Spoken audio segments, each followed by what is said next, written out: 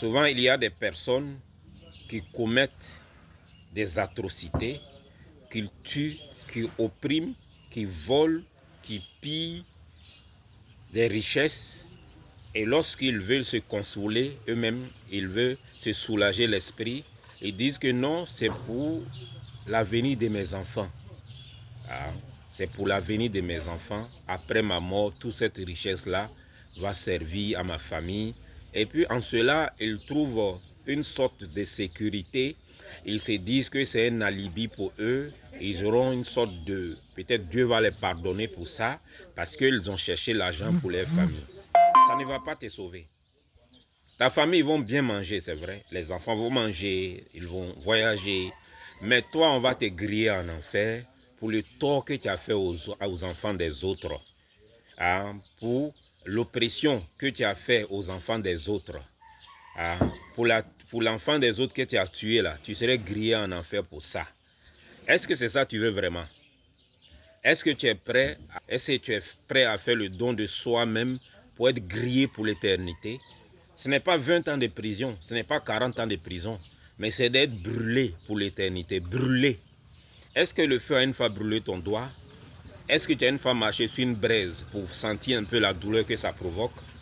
Maintenant, être grillé, griller tout ton corps pour l'éternité. Tu es prêt à te sacrifier jusqu'à ce point-là pour que tes enfants puissent manger bien après toi, pour que tes enfants puissent habiter dans des maisons, dans des grosses maisons après toi. Et puis ils vont habiter là encore pour combien de temps?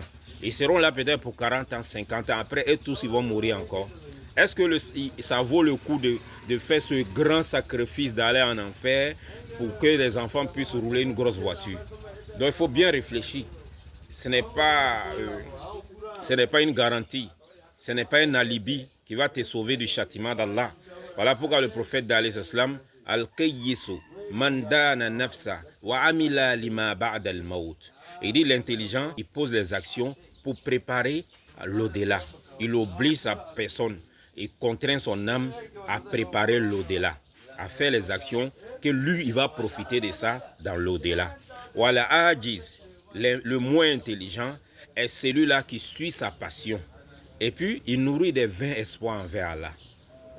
Hein? Il suit ses désirs. Lui, il veut se faire plaisir seulement. C'est ça qu'il recherche. Et après, ses plaisirs, quand il obtient ses plaisirs, après beaucoup d'oppression, après beaucoup de corruption sur la terre, maintenant, il se donne un peu d'espoir en disant que Dieu est miséricordieux. Ce qui est sûr, les enfants vont profiter de ma richesse. Donc ça serait un alibi pour moi le jour de Kiyama. Le prophète dit, lui, il n'est pas intelligent. Donc, qu'Allah nous donne l'intelligence, la vraie intelligence. Qu'Allah nous donne longue vie et une bonne fin.